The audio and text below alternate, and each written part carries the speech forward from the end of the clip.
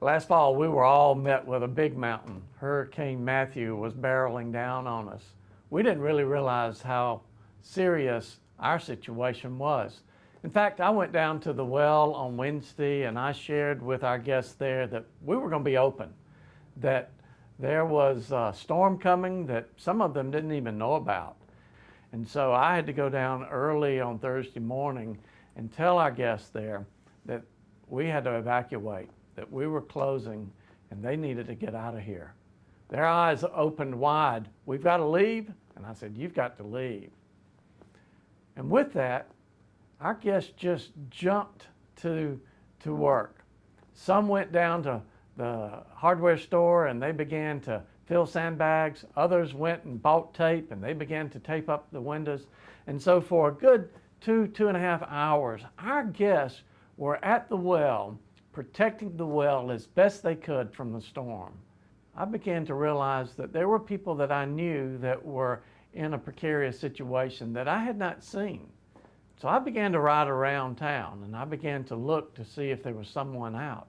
And indeed, there were people that were out walking, there were people out on bicycles, there were people sitting on their porches. And I felt compelled to get out of my car and to say, you do realize that there is a hurricane coming.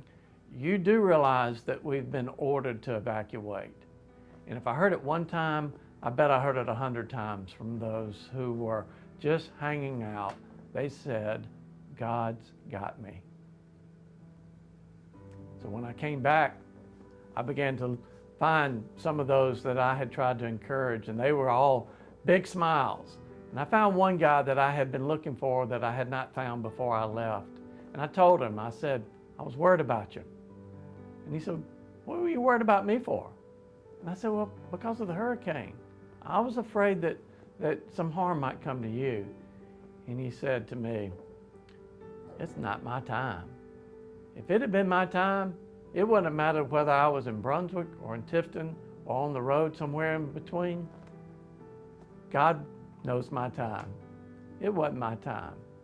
And so I was just fine here because God took care of me, and I'll continue on until it's my time.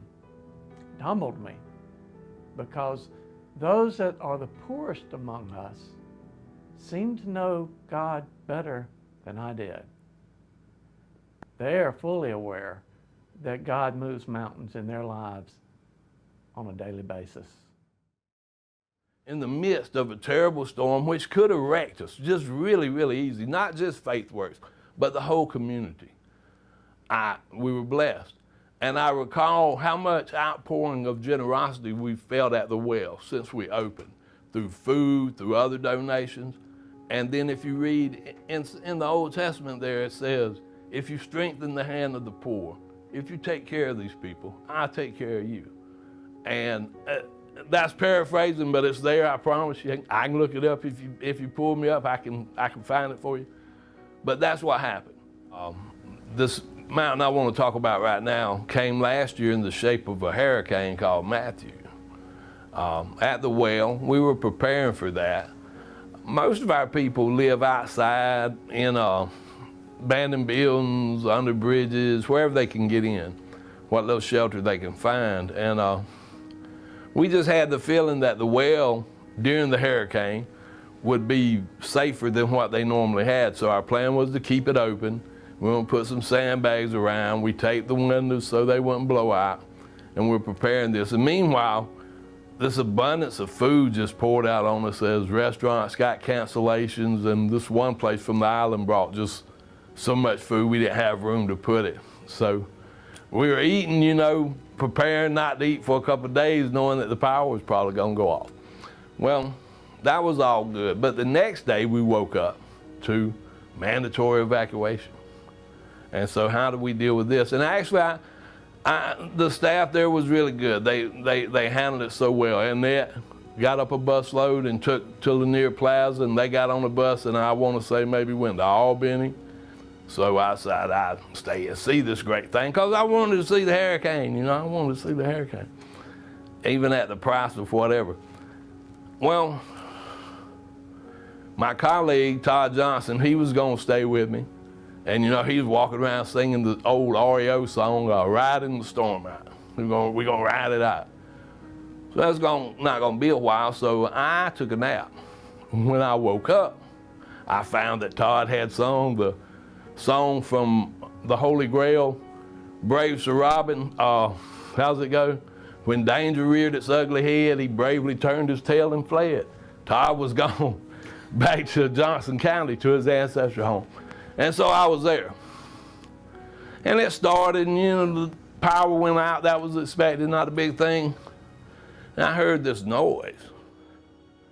I went out and looked at the house behind me on Wolf Street, and it had this pretty big oak tree laying across its roof. I mean, it just dropped it, just pulled it up out of the ground and dropped it, right behind the house on R Street. Then there's this huge oak blows across R Street. I was watching it out of the window. It looked like a middle linebacker rushing up the middle, unabated. I'm like, blow the whistle, it's coming in, you know, stop, don't let it hit me like this. And it did stop, it stopped out in the yard. But it was just this huge oak tree that fell straight across in front of us. And I couldn't help but think, in the Psalms, there's a part where God says, even though stuff happens on your left hand, stuff happens on your right hand, it won't come near you. And so the FaithWorks property and the FaithWorks employee, more important to me, had been saved, you know, by God, just protected, just like his hand was over us.